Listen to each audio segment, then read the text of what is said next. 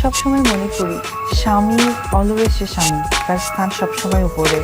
তার জন্য তার চাওয়া পাওয়া এবং তার যে কথাগুলো সবসময় আমি পালন করার চেষ্টা করতাম।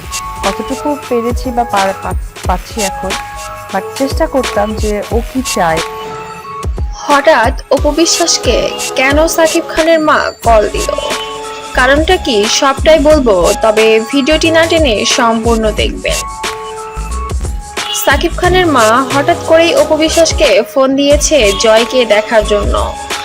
সাকিব খানের মা আজকে রাতে নাকি জয়কে নিয়ে অনেক বেশি খারাপ স্বপ্ন দেখেছে, সেজন্য নাতিনের জন্য অস্থির হয়ে গিয়েছে।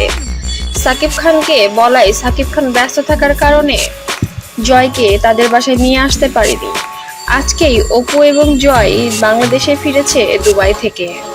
তবে জয়ের জন্য যেন অনেক কান্নাকাটি করছে জয়ের দাদি, যার কারণেই ফোনটা করা হয়েছিল ঢালিউড কুইনকে।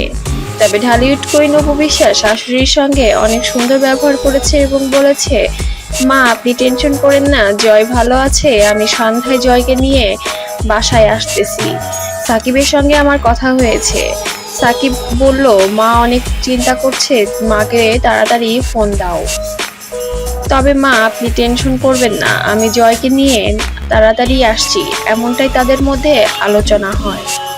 তবে কি ঢালিউড কুইন আবারও তাদের সংসারে ফিরে গিয়েছেন?